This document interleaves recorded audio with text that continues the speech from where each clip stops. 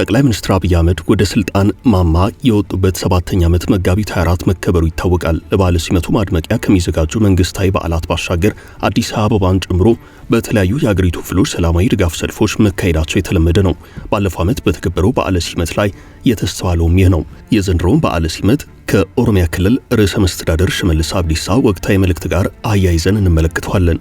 በሌላ በኩል የአዲስ አበባ ሰላምና ጸጥታ ቢሮ 224 የኤርትራ መንግስት ተልዕኮ አስፈጻሚዎችን በቁጥጥር ስር አውያሉ ብሏል። የፋኖንና የሸኔን እንዲሁም የትግራይ ኃይል አባላትንም ጉዳይ አነሳስቷል።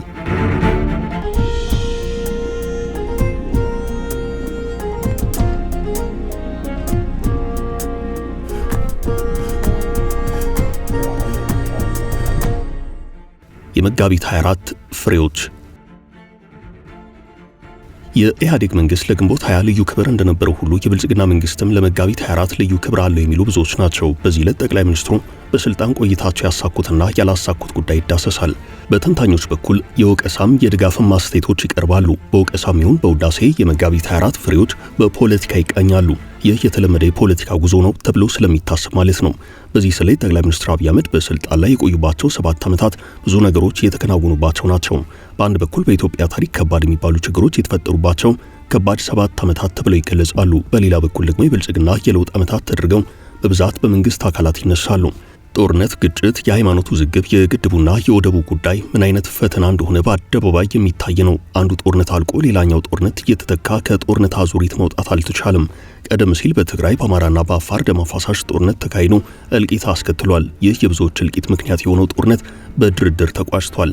ድርድሩ ተደርጎ የፕሪቶሪያው የሰላም ስምምነት ሲፈረም በቃ ከዚህ በኋላ ጦርነቱ ያስከተለውን ቀውስ ለመቀነስ መረባረብ እንጂ ሌላ ቀውስ ፈጣሪ ጦርነት በኢትዮጵያ ሰማይ ስር አናይም የሚል የብዙዎች ተስፋ ነበረም። ነገር ግን ከትጥቅ ማስፈታት ጋር ተያይዞ በተፈጠረ አለመግባባት በአማራ ክልል ሌላ ጦርነት ተቀስቅሶ አሁን ድረስ ዘልቋል። በኦሮሚያም ተመሳሳይ ግጭት አለ። መንግስት በአማራ ክልል ከፋኖ ኃይላት ጋር ውጊያ እንደሚያካሂደው ሁሉ በኦሮሚያም ከሸኔ ጋር ሲዋጋ ቆይቷል። ውጊያ አሁን ድረስ ቀጥሏል። በትግራይ የህወሓት ከሁለት መከፈል ሌላ የጦርነት ስጋት ፈጥሯል። የኤርትራ መንግስት አጋጣሚውን በመጠቀም ከአንደኛው የህወሓት ቡድን ጋር መወገኑ ይነገራል። በተመሳሳይ የኤርትራ መንግስት በትግራይ ከህወሓት ጋር እንደጀመረው ሁሉ በአማራም ከታጣቂ ኃይላት ጋር ግንኙነት ሳይኖረው እንዳልቀረ ይነገራል። ይህን የሀገሪቱ መንግስት ቢያስተባብልም ጉዳዩ መነጋገሪያ ሆኖ ቀጥሏል። በአጠቃላይ በእነዚህና ከቀይ ባህር ጉዳይ ጋር በተያያዘ በአስመራና አዲስ አበባ መካከል የቃላት ጦርነት የተፈጠረው በለውጡ የመጣው የኢትዮ ኤርትራ ግንኙነት መሻከሩን ተከትሎ ነው። በዚህ መሃል የአዲስ አበባ ከተማ አስተዳደር ወሰድሁት ባለው እርምጃ የኤርትራ መንግስትን የሚመለከት አዲስ ነገር መኖሩ ታውቋል። በቁጥጥር ስር ዋሉ ከተባሉት ከኤርትራ መንግስት ተልዕኮ አስፈጻሚዎች በተጨማሪ የትግራይ ታጣቂ ኃይል አባላት፣ የፋኖ አባላትና የሸኔ አባላት ስማቸው ተነስቷል። የዚህን መረጃ ዝርዝር ጉዳይ ወደ በኋላ እንመለስበታለን። ከዚያ በፊት የመጋቢት 24 ፍሬን መቃኘታችንን ስንቀጥል በሲመቱ ማግስት የኦሮሚያ ክልል ርዕሰ መስተዳድር ሽመልስ አብዲሳ ያስተላለፉትን አነጋጋሪ መልእክት እናገኛለን። የኦቦ ሽመልስ አብዲሳ መልእክት። የኦሮሚያ ክልል ርዕሰ መስተዳድር ሽመልስ አብዲሳ አልፎ አልፎ ወደ ሚዲያ ብቅ በማለት የሚያስተላልፏቸው መልእክቶች አነጋጋሪ ናቸው። አነጋጋሪ የሆኑበት ምክንያት ፖለቲካዊ ትርጉማቸው ጠንካራ ስለሆነ ነው። ርዕሰ መስተዳድሩ ብዙውን ጊዜ የሚያስተላልፉት መልእክት፣ የሚያሰሙት ንግግር ውዝግብ አይለየውም። መንግስታዊ ዕቅዶችን በግልጽ የመናገር ድፍረት አላቸው ተብለው ይገለጻሉ። መንግስት አቶ ሽመልስ በሚናገሩት ዙሪያ ማስተባበያ ለመስጠቱ ደግሞ ይበልጥ አጠያያቂ ነው። ብቻ የጠቅላይ ሚኒስትር አብይ አህመድ 7ኛ ዓመት በዓለ ሲመትን ተከትሎ ያስተላልፉት መልእክት እንደ ሁልጊዜው አነጋጋሪ ሆኗል። ጠቅላይ ሚኒስትሩ ኢትዮጵያ መሪ መሆናቸው እየታወቀ ለውጡም ቲም ለማ በተባለውና በህዝብ የጋራ ትግል የመጣ ነው ተብሎ በተንታኞች ይገለጻል። የአቶ ሽመልስን ንግግር ወይንም ማስተያየት የተቹ አካላት ለውጡን የአንድ ህዝብ ባለቤት አድርገው ማቅረባቸው ያልተገባ ነው ይላሉ። ሌሎች ደግሞ የለም የአቶ ሽመልስ አብዲሳ አስተያየት በክፉ መታየት የለበትም፣ እርሳቸው ለውጡ የአንድ ህዝብ ብቻ ነው አላሉም፣ በለውጡ ሂደት ውስጥ ትልቅ አስተዋጽኦ ለነበረው ራሳቸው ለሚያስተዳድሩት ህዝብ መልእክት አስተላለፉ እንጂ በማለት ይከራከራሉ። አቶ ሽመልስ በዚህ ሰሞንኛ መልእክታቸው የኦሮሞ ህዝብ ትግሉን አሳልፎ ከሰጠ መልሶ አያገኘውም ሲሉ ተናግረዋል። አቶ ሽመልስ የመጋቢት 24 ለውጥ በማስመልከት በኦሮምኛ ቋንቋ ባስተላለፉት መልእክት ነው ይህን ያሉት። የድል በከፍተኛ መስዋዕትነት የመጣ መሆኑን የኦሮሞ ህዝብ ያውቃል፣ ድሉ በብዙ ወጣቶች መስዋዕትነት የመጣ ነው ብለዋል። አያይዘው የሚያሰጋቸውን ነገር ሳይጠቁሙ አላለፉም። አቶ ሽመልስ በዚሁ መልእክታቸው በስም ያልጠቀሷቸውን አካላት በመውቀስ አሳስበዋል። እንዲህ በማለት ለኦሮሞ ህዝብ ጠላትና ደንቃራ የሆኑ አካላት ለውጡን ወደ ኋላ ለመመለስ ሲሰሩ ነበርም። ዛሬም ከኦሮሞ ህዝብ ጋር ተመሳስለው ለእኩይ ዓላማቸው መሳካት የቻሉትን ሁሉ እያደረጉ ነው። ሐሳባቸው ግን ሊሳካላቸው አልቻለም። የኦሮሞ ህዝብ ከዚህ መንግስት ጋር በጽናት የቆመው ችግሮች ሳይኖሩ ቀርተው አይደለም ብለዋል። የአዲስ አበባው እርምጃም የኢትዮ ኤርትራ ውጥረት በቀጠለበት በዚህ ወቅት በአዲስ አበባ የተወሰደው እርምጃ የነገሩን መካረር አመላካች ሳይሆን አይቀርም። የአዲስ አበባ ከተማ ሰላምና ጸጥታ አስተዳደር ቢሮ ባለፉት 2 ወራት ውስጥ ብቻ 224 የኤርትራ መንግስት ተልዕኮ አስፈጻሚዎች ናቸው ያላቸውን ግለሰቦች በቁጥጥር ስር እንደዋለ ተናግሯል። እንደ ዘገባው ከኤርትራ መንግስት ሰላዮች የተሻገረ ነው። ይህም ወደ አዲስ አበባ የገቡ የትግራይ ተዋጊ ኃይላት የፋኖና የሸኔ አባላት መያዛቸውን ዘገባው ጠቁሟል።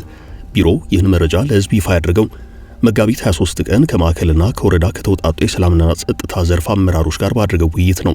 ለብዙሃን መገናኛዎች ዝግ ሆኖ የተካሄደው ውይይት ብዙ ነገሮች ተነስተውበታል። በጉዳዩ ላይ ከተማ ወቅታዊ ሰላምና ጸጥታ ሁኔታን በተመለከተ የቢሮ ኃላፊ ሊዲያ ግርማና ሌሎች አመራሮች ተገኝተዋል። የከተማ አስተዳደሩ ባለፉት 2 ወራት ጽንፈኛ ኃይላት ሲል በገለጻቸው አካላት ላይ ክትትል በማድረግ እርምጃ መውሰዱን ተናግሯል። አዲስ አበባ የተለያዩ ፍላጎት ያላቸው አካላት እንቅስቃሴ የሚያደርጉባት ከተማ ናት ተብሏል። ለከተማ ሰላምና ጸጥታ ስጋት ሆኑ ከተጠቀሱ ጉዳዮች መካከል ጽንፈኛና የሽብር ኃይል ተብለው በተጠሩ አካላት ላይ የሚደረጉ እንቅስቃሴዎች ይገኙበታል። በሃይማኖተኞች መካከል ያለው ሁኔታ እንዲሁም በፖለቲካ ፓርቲዎች ውስጥ ያሉ የተለያዩ ፍላጎቶችም በስጋት ምንጭነት ተነስተዋል። የከተማ አስተዳደሩ ባለፉት 2 ወራት ባደረገው ክትትልና ቁጥጥር የተለያዩ ቡድኖች አባላት ናቸው የተባሉ ጽንፈኛ ሲል የጠራቸው ግለሰቦች በቁጥጥር ስር እንደዋሉ አስታውቋል። እንደ ዘገባው ከሆነ በብዙ ክፍላተ ከተሞች የሚያዙ ወንጀለኞች ከፋኖ ኃይላት ጋር ግንኙነት እንዳላቸውና የቡድኑ የመረጃ ምንጭ ሆነው ሰርገው የገቡ አካላት ናቸው በሚል ክስ ቀርቦባቸዋል። በቁጥር ብዛት በሁለተኛ ደረጃ ላይ የተቀመጡት የኤርትራ መንግስት ተልዕኮ አስፈጻሚዎች ናቸው ተብለው የተጠቀሱ 224 ተጠርጣሪዎች ናቸው። ሌሎች 201 ያህሉ መንግስት ሸኔ እያለ የሚጠራው የኦሮሞ ነጻነት ሰራዊት አባላት መሆናቸው ተነግሯል። 106 ያህሉ ደግሞ የትግራይ ታጣቂ ኃይል አባላት ናቸው። ተጠርጣሪዎቹ በከተማዋ ምን አይነት ድርጊት ሲፈጽሙ እንደነበር አልተብራራም። የመሆኑ የኤርትራ መንግስት ጨምሮ ሁሉም ኃይላት በተለያየ ስልት የመንግስት አገልግሎቶችን ለማስተጓጎል ፊት ለፊት መጋፈጥ ባይችሉ እንኳን መንግስትን ከህዝብ የሚነጥሉ የተለያዩ አጀንዳዎችን በማራገብ በንጥቂያና ዝርፊያ ላይ ተሰማርተው ተገኝተዋል ተብሏል። 887 ግለሰብ ሲባል ቀንደኛውን ነው የያዝነው። አንዳንዶቹ በውጊያ ላይ የነበሩና ማንነታቸውን ቀይረው የመጡ ናቸው ብሏል ቢሮ።